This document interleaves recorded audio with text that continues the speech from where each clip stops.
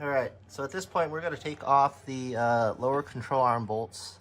In order to do that, I'm actually going to put a jack stand underneath the lower control arms such that they don't fall, because I want to put it back, and so I want to actually make it a little bit easier on myself. So just going to put a little bit of tension here.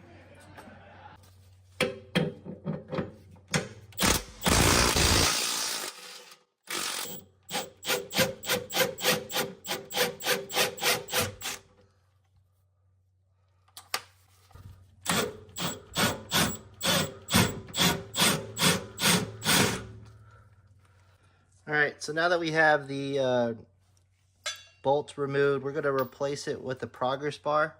We're going to put the inner lower control arm bolts and replace it with this one. This is going to be a 19 millimeter bolt, and we're going to use the spacers and the washers as well.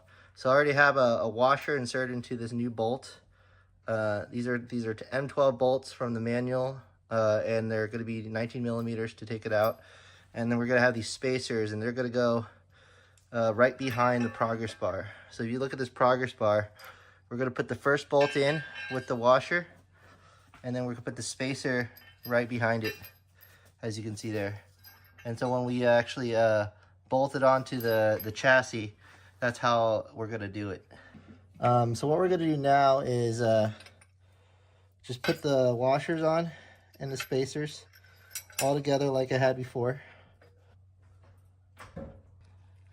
So over here I'm using two jack stands, one to keep the wheel up and one to actually hold the lower control arm, because the wheel without the rear subframe bolts, it's pretty much pushing it in, and so I'm using the jack stands to hold it out. Once you get the hole lined, as I mentioned before, you're going to have this M12 bolt, which is 19 millimeters socket with a washer, and then when you take the spacer, you can put it right behind it, and then we're gonna just put it right in.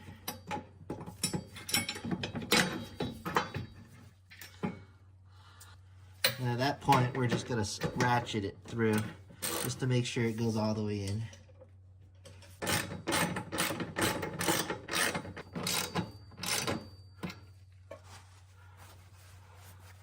All right, once that's in, we're going to do the other one.